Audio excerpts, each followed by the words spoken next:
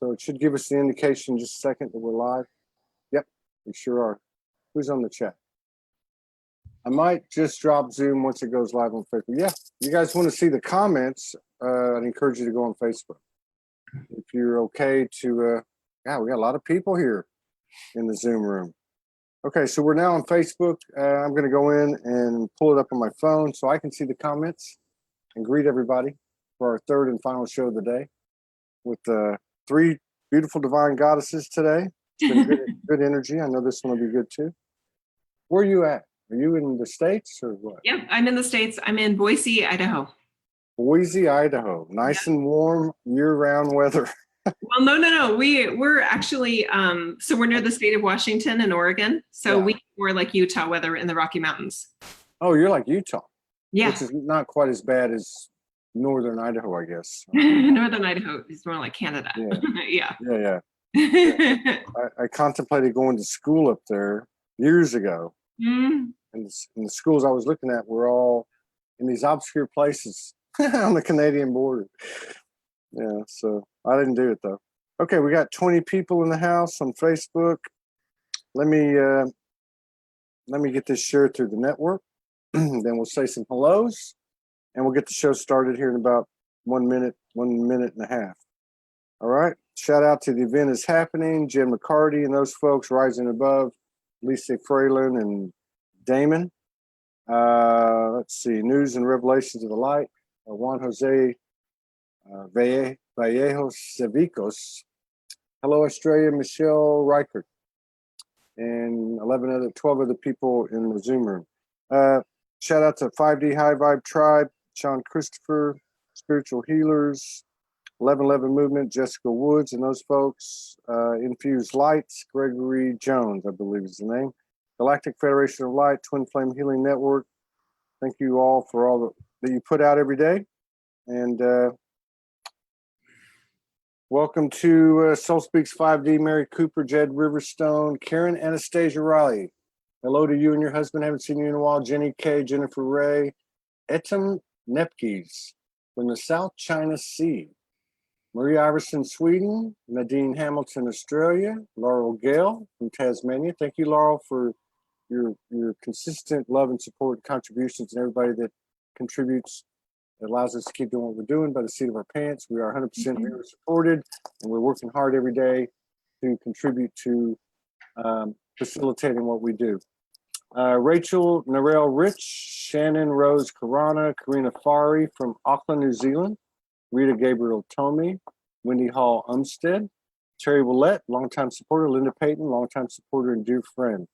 Melanie Eberly Davis, Sue Baxter Fitz, longtime supporter. Thank you, Terry Willette, longtime supporter. Mary Kathleen McCormick, Ellie Gore, Rose Roa, thank you for your comments. Wins Golf from Australia, Jolene K. Weitzel, Jenny K, Jenny Williams, Jenny Smith. It's Jenny Day. Kelly Darren, Penn Smith, Louis Machi, my brother in New York City, who's been a consistent supporter, and I really appreciate him very much, as I do everybody. Beverly Bonderant, Colette Ferrigno, and Sheila Taylor, and I'm going to stop there because I can't keep up. And Joan Kirkendall. Yeah, she says, this ought to be interesting. I think it will be. We've got Jill Renee Feeler, she said I can call her Jill Feeler, with us today. And Soul Speaks 5D. There's a lot of new faces. I'm Todd Medina. This is our primary show on Soulogy, Soul Speaks 5D, where we have a conversation. It's not an interview. This is the Soulogy.One network, which is in the process of evolving into a multiple channel, independent stream and site that will be in time available on a handheld app. And it is basically the voices of the 99.99%, the Mother Goddess, Divine Feminine Frequency in all of us that's been suppressed for so long. Our guest is Jill Feeler. She invites us into not just another dimension of ourselves, but into another spectrum of our humanity. She's boldly setting the stage for 21st century spirituality, ushering in the way for being divine while also being wholly human. I like that. She embodies awareness, wisdom, and unconditional love that turn present-day spiritual teachings on their head. This is going to be great. Jill offers her audience and clients clear, game-changing tools for bypassing the limitations of this age, for connecting directly to your eternal energy field and your inherent sovereignty. As a rising star in the personal growth industry, published author, and unforgettable speaker, and top-rated intuitive, her fresh ideas come to life and awaken spiritual seekers. Jill's intuitive sessions are game-changing. One client put it perfectly. One session with Jill is like years of therapy and coaching. Awaken your soul, brush off the false teachings, and tee up your mastery at JillReneeFeeler.com. And we'll talk more about that in a bit. Welcome to the show. Thank you for sharing space with us and honor us with your presence today. Thank you. It feels great to be alongside you, Todd. I'm excited. I have no idea what's going to happen. I love that. What do you mean you had no idea what was going to happen? The future hasn't been created it yet. We haven't created the future yet. So it's fun. Yeah, absolutely it is. So it sounds like you've been in the game for a while. It sounds like you've been doing this for quite some time. Did you have a wake-up experience like so many people? Mine is really different. I never had a dark night of the soul, and my awakening did not come about from hitting rock bottom. I had I'm a type A type person, and I had a stressful business decision I needed to make in terms of my career. I have an MBA and a background in corporate, and my sister-in-law saw me stressed out when she was at our house. I was hosting, I think, like a Father's Day event or something, and she said, "You should go see my psychic." I was 38 years old, I think, at the time, and that was so not on my radar. But after a few days, I was like, well, what can it hurt? So I did end up going to see her psychic, and within months, I had signed up for a psychic development workshop, and from the very first reading, I had a page full of information.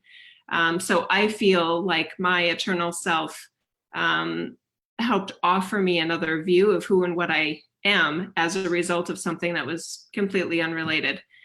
So I just kept doing readings. I loved it. I did it on the side while I was doing corporate, and I just stuck with it and realized that my connection is really different than what I offer my clients. They tell me all the time is so different than what they get in other readings. How is that? Why would you say that? Why would they say that? I'm just curious. Yeah. Okay. So, and this is my impression of it. And again, using my connection. So Yeah, my yeah. self is like, Absolutely. the reason I feel, Todd, like I have these gifts is to offer a different perspective on what it means to be enlightened and what it means to be quote unquote spiritual. So I haven't read like A Course in Miracles. I haven't done a lot of the spiritual programs. And I didn't come into my gifts through that industry in a formal way. I didn't even know what a telesummit was until I was invited to be a speaker on one. Mm-hmm. So what I offer is detached from a lot of what other people walk around with as truth. And a lot of times what I'm offering is completely actually contradictory to the other teachings that they have. And I'm happy to give examples. Oh, I'm going to love this conversation because I'm totally unconventional. Absolutely. I personally don't have any resonance whatsoever with anything that we've done in the past, and absolutely don't have any resonance with telesummits at all. Nothing against them, nothing against what they do, but sometimes what got you to a certain point isn't what's going to get you to the next place. Yeah. But as far as and then again, your story sounds very similar to many of the people that have been on the show in 1,000+ episodes, which is they at some point they may have read books, they may have taken courses, but at some point they put them all down and said, "I'm getting my information direct," and that sounds like what you're doing. Is that correct? Well, I never had the books picked up. So I recognized my gifts before I grabbed like a Celestine Prophecy and a couple. So my spiritual library is probably about 5 or 6 books. Yeah. I've almost written more books than I've read in the spiritual kind of world. But one key distinction I know that stood out for me as I was interacting with others that were also, I want to say, connected and sharing their connection in this world. I kept noticing that they were, and for example, there was a speaker that said to me when I was a guest on her show, the late Reverend Rhonda Smith, she said, "Well, you need to meet people where they are." And I was like, no, I don't. I don't have to meet people where they are. What if what I'm offering is where they're not? And then I can invite them into another range of themselves. And if I meet them where they are, then they miss that chance. Yeah, exactly. So, and what I keep being shown is that we're already masters. Our eternal souls are fully ascended, and not even that, they were never not ascended. So this idea that souls incarnate here to grow and develop and learn lessons and then evolve and then become ascended, I think that's just wrong. I'm all right with that. I'm just listening. I mean, I don't really know, you know. I mean, I think I sometimes wonder, and it's just the stories don't even matter anyway. I mean, you're only going to be who you are one time. I'm only going to be Todd one time. As far as I know, that's all we can count on. How do I know we're not going to be worm dirt when this is all over? I don't really know.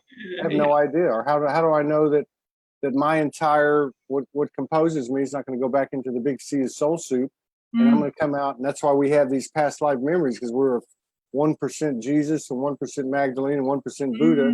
You know what I mean? So I don't know, but I've often wondered: are there some souls on Earth, as this seems to have some kind of mission orientation, that were birthed here, and are there some that come from before that? I don't know, but I love the fact that you step out of the box like that. I think that's fantastic. Do you have like some basic, like a basic synopsis or basic, like if it was a book, basic chapters? Yeah. That you would just like, because we try here to appeal not just to the traditional crowd at all. We really want to appeal and reach out to those people who are just waking up. Who are saying, I just had a Kundalini experience. What the hell's going on? I'm seeing numbers. Buddha came in and appeared before me, or Archangel Michael, or galactic visitation. What's going on? Do you have can you kind of run us through some basic stuff? I just woke up. What's going on? Okay. So whether it's somebody new to my work that's very experienced on their spiritual journey, or it's somebody that's just waking up that's new to all of this, this is what we would say. I don't have it rehearsed, but I like how you asked it. So let's just go out on a limb and hit it live here. Spontaneous, intuitive, creative, imaginative, and courageous. That's right. That's our motto here. And I'm going to fit right in. Okay. So what I would want anyone to know is that you're here because you wanted to be here. Your eternal self at some level of itself chose to incarnate. This reality is very slow, and it can seem very backwards to somebody that feels a sense within themselves like humanity has so much more potential, and they're right. Humanity's potential it almost feels completely untapped in a lot of ways when you look around in this world. But what you see in this world is not because of past lives or soul experiences. What you see in this reality is because it has a level of compression to its consciousness that ebbs and flows in ages that last anywhere from 12,000 years to even 26,000 years. We're in an age of darkness. We're in an age of unconsciousness or less consciousness. So there's only so much that the masses, if you will even be desiring to connect to on a personal level. And then there's others that come across as enlightened and very wise, and yet what they're actually espousing is quite misconstrued and distorted. So when you meet somebody that's unawakened, it's not because of past life experiences, it's because as their eternal self, they're fully ascended, it doesn't matter. But as their humanness, they're in a state of forgetting. And that's not a problem to the eternal soul. So we can be in a state of grace that they're just fine. Yeah, I love that. That's a great start. I love that, because I often say, it looks like to me, how do we know we're not all beating at the same vibration? It just doesn't look that way. These people, I'm not knocking people, universe. I'm just saying from my own standpoint, I've done it. Those people over there, they're not awake, Well, like you said, I mean, how do we not know that the eternal soul, higher self to incarnated self's contract was, hey, I'm going to go down there and I'm going to hold this position here, and I'm going to be so-and-so, and I'm going to be this person, I'm going to be unawake, or whatever the description is. How do we know? And how do we know that it would only make sense to me that in a oneness environment, whatever you want to call it, that role is just as important as yours and mine. you know. Yes, I love Just as that. vital, just as interesting, you know. I love that. It takes out the judgment, it takes out the spiritual elitism, and it takes out what some people call spiritual ego, which I really like, because you can, I mean, you can tell when somebody's looking down at you, even energetically. You can feel it, even if you're less aware of the energies. You can feel the level of condescension, condescending Yeah. that's Oh, the happening. same thing. So it doesn't feel good, and I think energetically it's less healthy and less well, let's put it this way. If you are a person that is looking down, even if you don't think you are, if you think somebody's less than because they're not on their spiritual journey, Yeah. you're not trying to awaken, etc., then you're out of alignment with your eternal self, because that's not how their eternal self is looking at the situation. Yeah. But Todd, I love how multiple times, and we've only been speaking a few minutes, you say, but how are we to know? And this is so fun, because just last week, not even a week ago, I had this sort of, I want to say, uprising within me of, we're all really just pretending. When it comes to esoteric and spiritual topics, there's no way of proving. So we're all in a state of, in a way, pretending. So I guess my point was, in that article, pretend something good. Yeah, exactly. Yeah, exactly. When I first started, I'm going to start doing them again, but when I first started, I used to do spirit walks. Because when I woke up, I walked the streets for 2 years by my own choice. And I would have these conversations with the universe. It was a constant communion. And so I eventually got the idea or whatever to just take a camera and film the spirit walk and talk to everybody as I'm talking to my, is that all that's going on? And I forgot what I was going with that. But what were you just talking about? I was talking about pretending, so it may have been related to that. Oh yeah. And I can remember, so many times these conversations I had that I was told, like, this isn't even real. You know what I mean? Like this, like don't sweat the load. Like, I know you're homeless and you don't have any food, and everyone in your family's mad at you and they hate you, and all these horrible things. And they're just like, you know what? You just gotta. And that's what I've always seen in, not me, but people that have come into the Soulogy energy, is that raw, real, authentic. I can laugh with you. I can cry with you. I'm a human being. I am a human being. I may be a divine human being, and maybe that's what I'm finding. But that's the purity to me. It's not the sanctimony and the superiority or feeling inferiority. Right. It's that, we all put our shoes on the same way and wear socks and all that stuff. It's just that part of it you can't let go of. And I think that's what I liked about what I read about on your site. You said something about no bullshit. I like that. Yeah. And then the elitism, that spiritual elitism, it's, I think some of it served us, and now it's time to create something different. I think a new something. Yeah. So Todd, brother, I want to ask you, so were you saying a few minutes ago, I want to make sure I heard you correctly, that you were homeless by choice for 2 years? Is that right? You call it your spirit walk? Mm-hmm. That's so awesome. Yeah. Did you feel people looking down on you? Absolutely. Did you feel people wanting to save you? There probably was a few, but most of them that knew me well didn't want to even have anything to do with me. But then again, I think that's indicative of many people that I've interviewed. They went through this period where they were the odd person out, basically. Right. I can relate to being the odd person out. I can't relate to the homeless part, but the reason I asked you that is that I sense a level of integrity and self-respect with you that I believe you when you say you did that by choice. Mm-hmm. And there was I did an 11-11-11 event. That was a while ago.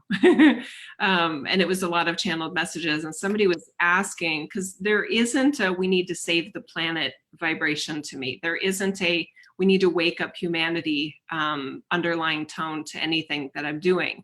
And somebody in the audience had said, well, what about homelessness? What about famine?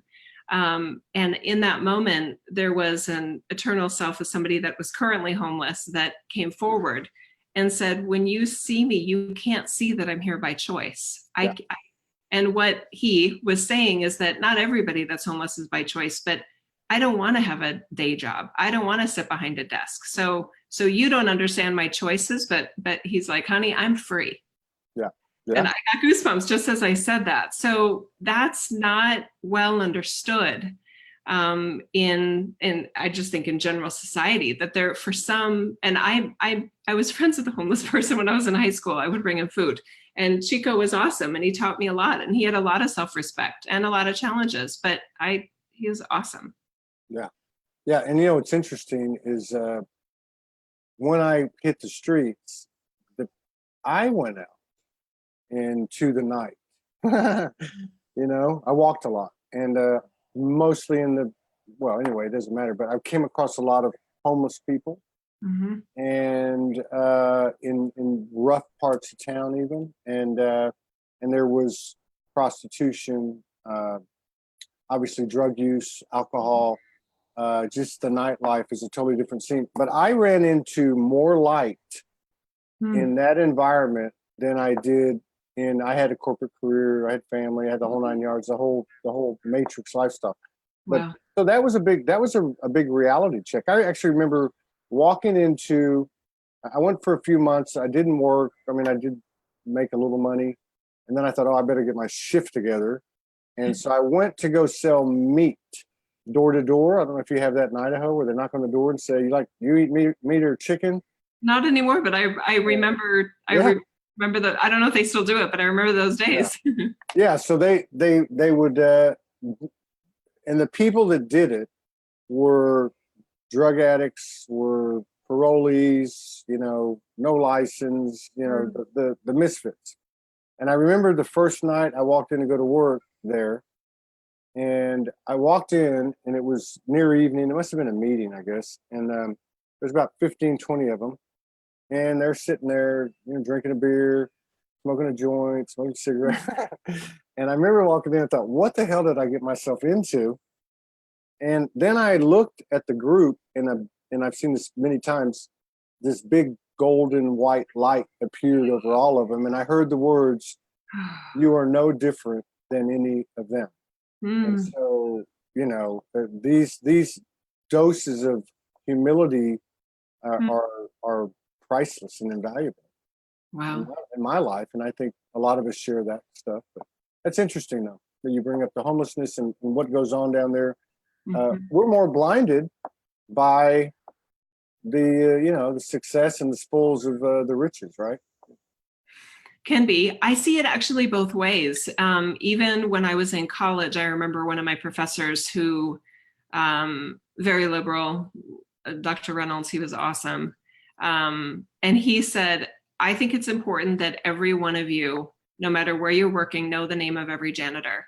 And I said to him, I think it's important that everyone also know the name of every executive, because they're also there late at night. They're also, they're in sometimes a thankless job, and they're forgotten too.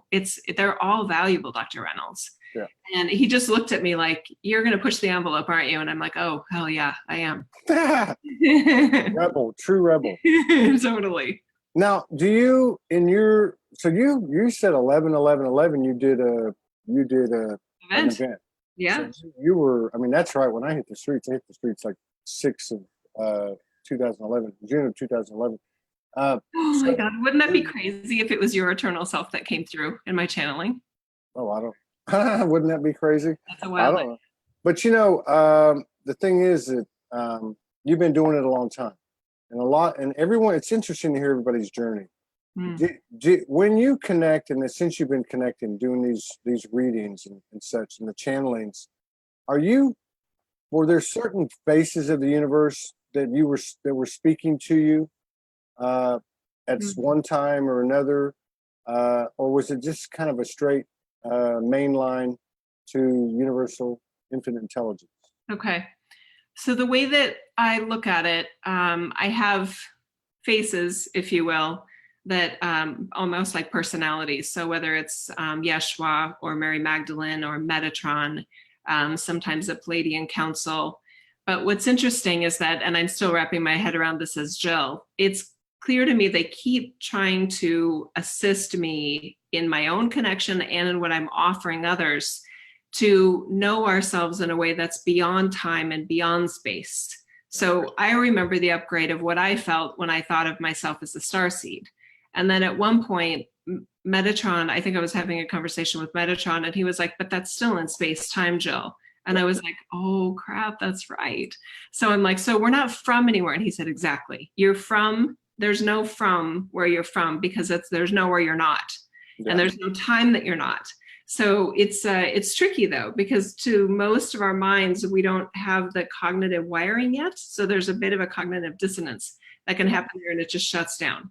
But it's possible, because I know it's possible because I have it now. And the more you think of it that way, then I'm allowing ourselves to connect at a level that's beyond time, beyond space, where there never was not an us. But I do feel the personalities, but I don't feel them separate than me. So earlier when you said like 1% Yeshua, 1% Mary Magdalene, everyone that I connect to feels like me. So I just look at it as I'm a human named Jill in this lifetime. And for some reason, I have this access and sense of self that is also timeless and beyond time with these personalities. No, I agree with you. I think part of the transition, and I would say over certainly this year, the end of last year, this kind of yogi guru thing's phased out, and what's phased, you know what I mean, is phased in has been self-empowerment and detachment. What's phasing in detachment from the stories to include what face of the universe is talking to me, what I was in a past life or a parallel life. To me, as I'm sitting here talking to you, I can almost see it like a language. You know, it's a language of the universe, a means of communication, and I think that was a great way you put that. Now, so like when you have a session with a client, now you do your sessions online too, right? Yeah, I do. I don't do any in person. Okay, and we'll talk about this. We always talk about this the last few minutes of the show, because we're here to provide a platform for people like you. But so when you sit down with a client, now, are you speaking to their higher self, or do you see it as you, or maybe your higher self, their eternal self, being one and the same, one voice? How does that work? I feel it like I'm a translator for their team, is how I look at it. So if you see like a Russian diplomat and then there's a translator listening to what, you know, Putin is saying in Russian and then putting the words in English, that's sort of what I feel like I'm doing. So I'm the first third of every session, I'm only sharing what I feel like what I call their team, which is their eternal self energy, wants them to know about them, another insight, another perspective of how they view that individual, their strengths, some of their challenges, etc. So I don't even have any information. I don't have any questions from them, again, because where they are, we're intending to assist them in reaching another level, the outer, not up, outer of themselves. And by doing it this way, then we're not anchored to their questions and what they want to ask. That comes later. Yeah. And so since you've been in it for so long, what's it been like for you to see the evolution of this collective awakening? I mean, there's a big difference between 2011, 2012, even in the last 2 or 3 years. I mean, that must have been somewhat of a relief to you. You know, I don't. Go ahead. I mean, did you notice it? Did you notice what was happening? I noticed what I had access to, and I noticed what I could see that everyone has access to. But what I also noticed really clearly, Todd, and this was a bit unsettling to me, and I've heard that it's unsettling to others when I talk about this. So hang on to your seat, everybody. I don't feel like humanity is awakening. I don't feel like there is a mass awakening going on. Number one, I don't see it. Number two, we don't need it. If their eternal self really is fully ascended and was never not ascended, then no one needs to come here to ascend. And Yogananda pointed out, I think it was last fall, Earth would be the last place you go to as a school to try to ascend anyway. There's so much distortion. It would be a horrible school to attend if you wanted to learn. Or it could be a big challenge. That's true. But even, Go ahead. That's fair. It depends on what your goal is, right? If your goal is to be caught in stories that you need to like learn past lives and you need to clear your energy before you get to your light, that you need to, meet your clients where they are versus where, they could be, right? Then yeah, that works. But I don't like nonsense and I don't like inefficiency. Yeah. Yeah. So I just like to be like, no, that doesn't make sense. And I'm extremely rational and extremely logical. And that seems to serve me and my clients and my audience well, because I expect things to make sense. So when somebody says, we just need to think positive, and then, you're not thinking positively. So basically, if you take that out to its logical conclusion, what they're saying is if somebody got in a car accident today, then they were thinking the wrong things. But I guarantee you, if somebody's in a car accident, they weren't thinking about getting in a car accident. So their thoughts don't create. Would you say their energy does? No, they're. Would you say that their external experience matches their internal perception of themselves? Let's put it that way. Oh, I love how you said that. That's a good one. I would say that it shapes it, but it doesn't. It's not 100% of the formula. There's other, I would say, exogenous variables that are beyond their control, beyond their reach, and beyond their energy field. Because I also don't believe that everyone is a mirror for us. So that means we're all these co-creators alongside each other, bumping into each other's energy. And just because I want something doesn't mean if I think about it correctly enough, then I'll get it. Yeah. Or you might get it in the universal's paradox. You might get the opposite, the polarity. I don't know. But, so on one hand, I look at it like you. And that's what I was going to, I just remembered what I was saying about that spirit walk. I remember doing a spirit walk, and I remember saying, we really don't know shit. We don't know. We just don't know. How do we not know that the very thing that is reality, that is, whatever we're chasing, I'm talking beyond the physical incarnation, is not birthed and created by the thoughts we carry forward. So if I go forward thinking I'm worm dirt, then I'm going to be worm dirt. If I go forward thinking I'm a divine human being involved in some super soulgasmic, orgasmic, cosmic bloom of this mass awakening or whatever it is, a divine human being coming from a low vibration, transmuting, transforming a species into another species ultimately. If I carry that forward, how do I not know that that's what actually is? But it can only be that with what I carry forward. I don't know how it works. I really don't know. On the other hand, I can see this. I respect everybody's reality because it's true. Everybody's reality is true, period. And it's relevant and it's vital and it's interesting. It just may not look that way from where I'm standing from my experience. I don't know. But I think this type of conversation is what creates code, what creates more open-mindedness. Because let's face it, the universe had an open mind when it said, I'm going to go out and do something. And whether that was, God was the great mother, was a feminine, birthed a partner and said, I love you so much, I'm going to give you free will. You do whatever you want to do. I have faith that love will rule. I don't know how this went, but somebody took a chance somewhere, that's the way I see it. Do you want to hear the story that I have for it's basically like the creation version that I'm shown? Yes, I want to hear it. It's a fun one. And by that, just so people know, I mentioned that I'm logical and rational as much as possible. Yes. To me, something is true when it explains this reality the way it is. So that's kind of one of my litmus tests that I apply is, if that truth is really good, it will explain why this reality is the way it is. So the way that it was shown to me is that source energy, number one, I look at it as beyond gender. We need genders for procreation in this reality, but in the non-physical reality, we don't need the gender, mother, father, masculine, feminine. So it's just divine is how I look at it. I even look at Earth that way. Because when I asked Guy, I said, are you male or female? She said, I'm just divine. I was like, okay, there we go. Sol too. Anyway, so my view of source energy is beyond gender, and that source energy is infinite. So it is not finite. And one of the ways that it is infinite is not knowing how things will go. Exactly. So another way that it's infinite is that it creates experiences out of the sheer joy and curiosity of it.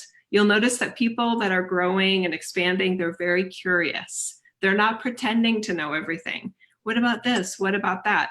Not in an annoying way that's mental, but in a, I wonder if we could do this. I wonder if this is possible. So source energy in its infiniteness and in its joyful and loving curiosity said, I wonder what it would be like to forget that we're God. And that curiosity led to this reality that you and I are in right now. Yeah, I like that. I like that a lot. And I love the thing about the curiosity, like a kid, you know, the innocence, the genuine pureness. And it, you know, there's so many different, you know, so many different measures, litmus tests. There's so many different ways to look at it. But at the end of the day, my truth is my truth. Your truth is your truth. Yeah. And we go forward. I think most of us want to serve the collective, want to serve the higher good, if not all of us deep down inside, you know, and that's, again, that's our decision. That's our sovereignty. That's our free will. That's our, I look at the holy triad being, you know, aligning our free will with universal will, with divine will. You know, aligning those two things creates this third thing, which is that big mystery, which is that big unknown, which, let's face it, no matter what we do in this life, it's not that if the 3D is anything, it's the lawless laws, the ruleless rules, the societal measures and appraisals. You know, it's these boxes. Yeah. And all of us have transcended in the moment when we step through away from that and into this dark space behind this door. The black hole. We really don't know what we're going to get into. Yes. We don't have any guarantees. Yep. But there's this non-physical, like your eternal self, what I might call my higher self, someone else calls universe, you, me, we, it, that's guiding us, and we're listening. We're listening. You know, that's that alignment of the free will and the divine will. I see. Yeah. Okay, that's interesting. And I want to offer another perspective to see, because, well, first, there's so many things I want to talk about with you, Todd. This is fun. Okay. So I totally hear you about the idea that everybody has their own truth. It's sort of, well, let's just put it this way. My job got a lot less fun when my team started showing me, my team is what I call my eternal self connection. My team started showing me, but Joe, what about the truths that are true, whether you believe them or not? And I sort of just went, oh, fudge. Because I preferred the idea that all truths were equally valid and all of our paths were equally valuable, and they are equally valuable, but there are some paths that feel more fruitful and productive, less confusing, less annoying, less just frustrating when we're actually aligned with the truths that are true, whether we believe them or not. So that's more like a set of universal truths that don't change, and we can disagree with them and think we have the right truth or not. But so there's that. Yeah. What do you? Before I go further, I'm so curious about what do you feel about that idea? Well, I respect everybody's reality. I would say this: when I first woke up, the things that were said to me were very simple. You know, there's three things. One, there is one. That's it. You know, one God or one source or whatever you want to call it. There is one. Two, there's a perfect order. You know, yin yang, cause and effect. What goes around comes around. You could call it the golden rule. You know, not so much about your behavior, but what you do comes back, basically. And then the third thing is we're all equal and unique souls. That's what I was told. And I was told, keep it simple. To your point, that the finite mind complicates things, and that the infinite mind, the true mind, is a beautiful simplicity. So if I look at, for instance, we go back to the example of me being homeless. Yeah. It was fucking brutal. Okay. But it was the most dynamic, incredible period of my life. And I think many people could relate to it proportionate to their own existence, their own periods of awakening. I don't think very many people would have done what I did, not because I was special, but because I was probably a little bit stubborn and stupid. You know, I don't know. That's the path I chose. But I abided by and learned universal law. The only law that I got out of it was, don't miss this. Don't miss living. You know, even if you're in hell in a handbasket and you don't have two dimes to rub together, live this moment. You know, just live now. Just appreciate life, because you're not going to have it. And then I'd walk down the street and some miraculous thing would happen. You know, somebody would come out of thin air, and I would call it a divine episode would occur. Apparitions, and we all have these things happen. So I don't know. I think it's I think it's good that we all talk about it, but I think we're all headed to we're in a higher telepathy. We're an expanded collective beehive intelligence. We can all tap into it. Anything you can do, I can do. Period. End of story. And we're made up of an infinite number of frequencies in one expanding vibration. Some of those frequencies, let's just say you're higher, and vice versa. And here's the last thing I would say is that we can, if you look at the earth as a yin and yang, we're conscious 99.99% of the time in the physical reality. Right. We have all this, we have all these multidimensional aspects, which we're just now getting to know. Yeah. And they're just hazy, and we grab them here and there, and that's all fine and great. And, I can contact so-and-so, and you can contact so-and-so, and all this. Yeah. But there's another half of that orb, which we have very little sight into. We don't know what it looks like, but if we looked at the whole thing, it's all balanced and perfect. It's a spectrum. So where I may look like, I'm isolated and living as a vagrant or whatever the case is, somebody may be living in a mansion over here like Zuckerberg, and it's the same. It's the same thing. It's the same. Everything's presented to me one way or the other through polarities, and it's the same. So I don't know. I think we're in a very special time where the real value, the real activations, the real downloads and transmissions are coming from conversations like this, where we say, you know what, I'm open to that. So cool. I don't know shit. And I think that was Socrates or Plato. They might not have used the last word, but they said something to that effect. Go ahead. They also, I feel like they claimed their wisdom though too. I don't think they could have taught the way that they did had they, but I do believe they were kind of what we would probably call channeling. It was interdimensional communication, I believe, that they were espousing in terms of morality and things like that. They were, okay, yeah. And Jesus just said, say it, Jill. Say it. Another interpretation of what you're describing is that rather than the awakening coming from within this reality out, that there are actually beings that incarnate to almost like puncture the veil it'll look like the outside in, from the non-physical to the physical, but actually it's the inside out from within that individual that has that connection.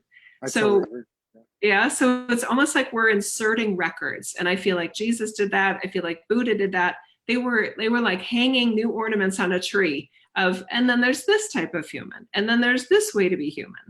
And I do feel like some of us are mold breakers by design, and this is where I wasn't homeless, but I can totally relate to the whole just misfit, I guess is one way to look at it. But just, I always felt, I remember being 8 years old, even though I didn't have my awakening until 38 years old. It wasn't until in my work that somebody was talking about their childhood, and I flashed to a memory of me as Jill. It was probably about 7 or 8.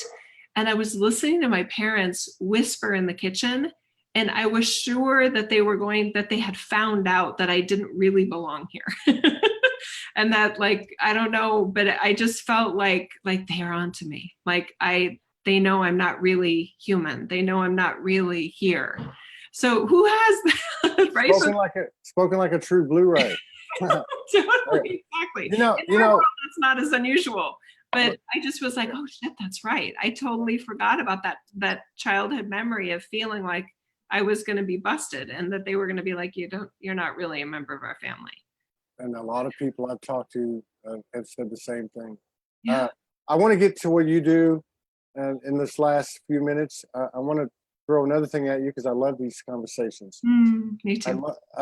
So I'm gonna throw this out there. Right? The human is the hero. All this stuff that we have up here, and I haven't learned. I've learned this through my work. I've learned a lot of this through my relationship with my divine partner, who's been tapping in for 20 plus years, and there's a lot of sacred wisdom, like many people, many women that have been on this show, particularly few men. We take longer. I don't know why, but you know, to me, it's like this. In these come to Jesus meetings I have had, and Jesus is the one that brought me in the door. If you want to talk about a face of a universe, so this is with all respect. We're the ones down here doing the work. Yeah, we're the ones that are doing this. I don't agree with Yogananda at all. I don't agree with him at all. I think that you can only go above the line if above the line is the light. Let's just say, as far as the number of degrees that you've gone below. So it only makes sense to me that in the most dense part of the multiverse is where you have the greatest opportunity to expand the outer breadth of Mother Universe. So I feel like the Jesuses, the Magdalenes, the Galactics, all of this stuff is our composite. That's the Akashic. So we come into this world, we get born, our memory's swiped, we have the experiential, and we have the Akashic. And those two combined is creation, because creation is only the moment. The past is gone, the future is gone, the parallels are gone. It's only right now. And so, you know, I don't think it's anything we can actually explain. I really don't. I don't think it is. And that's why, when in doubt, I go back to the physical representation of my energy at the spirit walk, which is just keep walking. Shut the F up and just keep walking. Yeah. Maybe I'm naive enough. I don't think I really am naive. So that isn't a true statement. But maybe I'm just stubborn enough. That's a better word. I think I'm stubborn enough to fight for the idea that it's more than that. It's the experiential plus the Akashic plus the new records that some of us are adding. Because I think all of us are adding that. Yeah. Okay. Good. I didn't think I was. Yeah. I agree with you. I didn't mean to diminish it. I'm saying all of us are adding that. If you showed up here, I like that. If you showed up here, you're a valiant soul. And to Yogananda's point, that is the point. You know, who the hell would come down here but someone who was a stubborn soul? Think about the stubbornness of the ego. I know. The higher my soul goes, the higher my ego goes, and that's the real dance. You know, that's the real dance. Now, tell me, how can people find you? What do you offer in terms of sessions and or courses, and whatever else you want to say and do? Okay. There's a lot that we offer. Everything I do, other than social media, is on my website at jillreneefeeler.com, and that's just JILLRENEEF as in Frank, EELER.com. So we do a weekly live message. That's like normally an hour of a channeled message that tends to be a really yummy sort of helping us remember who and what we are as our eternal self energy, helping us feel comfortable in accessing it in our humanness here, because it's all simultaneous. Obviously, we have the private sessions. I do offer classes. I do about 2 new series a year. I host travel. So we're going back to Egypt again in January. We're going to Greece in September. I offer retreats. I did a Boise workshop. I think if I were a writer, I would be called prolific. I'm too impatient to write books. So I share about a book of content every week, really. Yeah. Because anyway, so there's a lot that we offer. I don't expect anyone to try to keep up with me. I just feel like really, I'm extremely motivated to keep sharing resources that help people feel personally connected to the eternal source energy that they are. Did we freeze? No, you're good. You're good now. Yeah, you froze for a second. You're good. Go ahead. Yeah. So anyway, so the website, there's classes, there's travel, there's private sessions, there's free podcasts, there's hundreds literally of videos on YouTube that are all free. And it's a deep stuff. It's not a teaser. I'm not forcing you to sign up for a newsletter. I don't do that kind of stuff. Yeah, if I want you to have something, I'm just going to hand it to you. Right on. But there's a lot here. And there were, I wish we had longer to talk, because even when you said divine will, I'm like, but divine will implies that your source energy has a plan for you that it wishes you knew, and it doesn't. You are, I do believe the human, I agree with that. Of our team. So, but I think it could be that some people, if they hear you say divine will and we just need to match our will to divine will, I've seen clients interpret that as, oh, well, I just need to know what my team or guides want, and then I'll be fine. But when I ask my team what it thinks about things, it says, I don't know, Joe, what do you want to do? Well, that's right. But I mean, I don't believe in predestination. I think that we had a plan. I think we had a plan, and that's the whole wild card ingredient of creation is you jump out there and you think, okay, this is what I am, who I am, what I'm a part of. I jump out there, and with both feet and memories erased, and you see what happens. That's cool. You see what happens. I'm not seeing that everybody has the same gifts though either. Did I hear you correctly? Do you believe that we all have the same gifts? Absolutely. If oneness is oneness. So I wish it was true. Now, does that mean in this moment?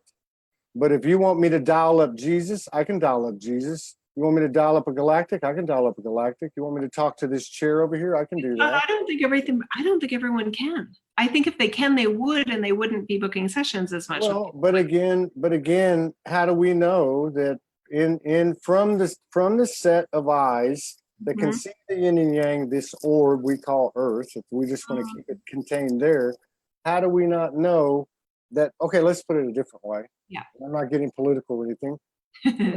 let's say, how do we know we can take the most heinous political person? I won't even name names. The most heinous political person or military person or leader, whatever, and then take the most coveted, the most, adored. How do we not know? In fact, if oneness is oneness, both of those roles were equally important. They were both equally important. I don't believe in evil. I don't believe in darkness. I don't believe in any of that. I think that's just my own stuff coming at me, talking to me. And you're talking to somebody who's spent time with what would be considered demonic entities incarnated, morphing before my eyes. But you're also talking to somebody who sat across my divine partner with divine mutual guidance and watched our faces morph for 45 minutes into past lives, off planet, off universe lives, and other divine episodes. Everybody's reality is real. And the minute we start to say, something's exclusive, and I'm not knocking you or anybody, this is just my own thing. But anytime we start talking, anytime there's a line of separation, it's not oneness. And oneness is oneness. So either it is or it isn't. Either it's a bunch of bullshit, or we actually all do come from the same place.